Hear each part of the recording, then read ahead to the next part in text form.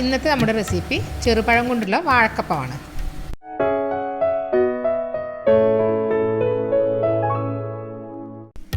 ഇതിനു വേണ്ടി ഞാൻ കുറച്ച് മൈസൂർ പഴം എടുത്തിട്ടുണ്ട്. ഇനി ഇത് തൊലിയൊക്കെ കളഞ്ഞ് ഒന്ന് ഉടച്ചെടുക്കണം. ഞാനിത് മിക്സിയിലിട്ട് ഒന്ന് അടിച്ചെടുത്തിട്ടുണ്ട്. കൈകൊണ്ട് കുഴച്ചെടുത്താലും മതി, വെള്ളമൊന്നും ചേർക്കരുത്. ഇതിവിടെ 250 ml കപ്പിന് 5 കപ്പ് പഴമുണ്ട്. ഇനി ഇതിലേക്ക് 1 കപ്പ് തേങ്ങ ചിരകിയത് ചേർത്ത് കൊടുക്കുന്നുണ്ട്. അതിൻ്റെ കൂടെ 1/2 കപ്പ് റവ, 1/2 കപ്പ് മൈദ, അതല്ലെങ്കിൽ ഗോതമ്പ് പൊടി ആയാലും മതി. ഇനി 1 ടീസ്പൂൺ ചെറിയ ജീരകം, 1 ടീസ്പൂൺ ഏലക്കാപ്പൊടി, 1/2 കപ്പ് പഞ്ചസാര, പിന്നെ 1/4 ടീസ്പൂൺ ഉപ്പ്. ഇനി ഇതൊന്ന് കുഴച്ചെടുക്കാം.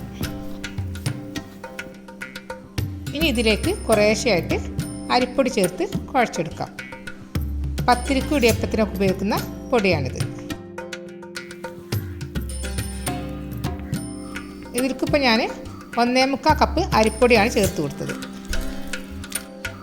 നമ്മളെടുക്കുന്ന പഴത്തിൻ്റെ പഴുപ്പിനനുസരിച്ച് വേണം പൊടി ചേർത്ത് കൊടുക്കാൻ.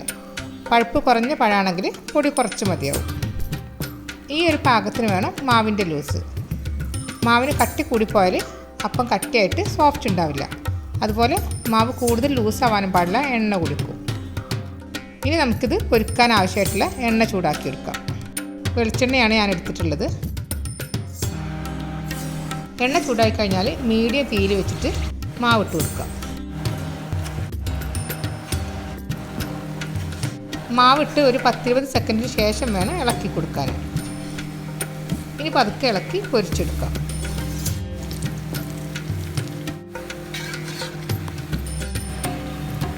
ഈ ഒരു നിറം വരുന്നത് വരെ പൊരിക്കണം.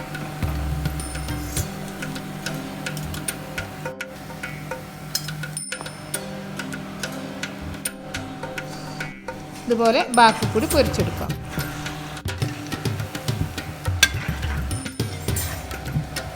നമ്മുടെ വാഴക്കപ്പം എല്ലാം റെഡി ആയിട്ടുണ്ട്.